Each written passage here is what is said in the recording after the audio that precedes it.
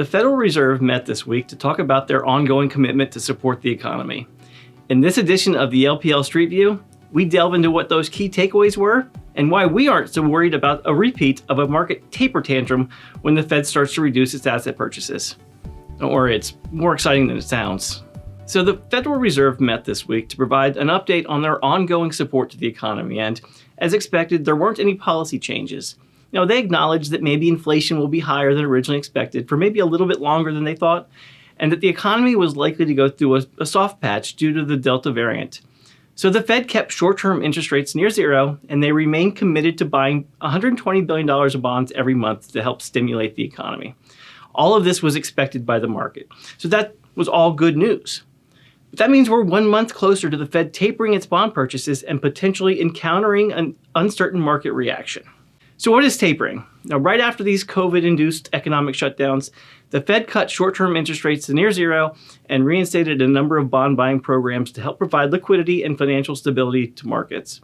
While a number of these programs have expired, the Fed continues to buy $80 billion of Treasury securities and $40 billion of mortgage-backed securities every month.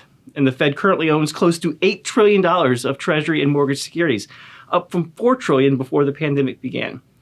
Now, the Fed has indicated a willingness to continue to buy these bonds in the stated amounts until substantial further progress has been made towards their employment and inflation goals. Well, as the economy continues to recover, we're very likely close to meeting those substantial further progress goals, and that means we're very likely in the coming months going to be at a point when the Fed will start to reduce or taper the amount of bonds that they are currently buying.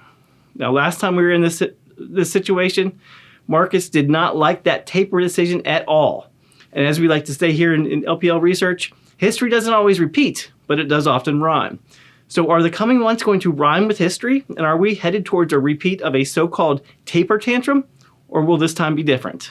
So what is that taper tantrum that the financial media continues to talk about? Well, according to recent investor surveys, investors are worried about the potential of another taper tantrum when the Fed starts to reduce its bond buying programs. Additionally, Google search activity for taper tantrum has spiked higher this year. So should investors be worried? Well, as a reminder, in 2013, then Fed Chairman Ben Bernanke casually mentioned that the Fed would start to reduce or taper its bond buying programs in the coming months. His comments caught equity and fixed income investors by surprise, and both markets reacted negatively. Now, equity markets fell about 6% in a month, and bond prices fell and yields rose significantly as well. If we know one thing for certain about markets, it is that they do not like to be surprised. And Chairman Bernanke's comments definitely surprised markets. Now, while it's true that we are in a similar situation today with the Fed to reduce its bond buying programs, the markets have no reason to be surprised this time.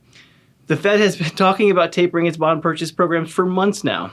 We've been told that the Fed is thinking about tapering, and that went to thinking about talking about tapering. And then we were told that they were actually talking about tapering. So if I had $1 for every time the Fed mentioned tapering, well, I'd still need this job, but I would have more money. The point is, markets should be well prepared at this point, as the Fed learned its lessons from 2013 and has done a much better job communicating its intentions. So no, we don't think we'll get another taper tantrum this time around.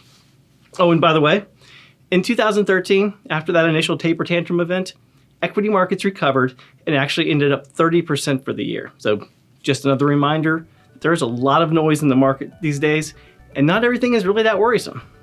Thanks for listening.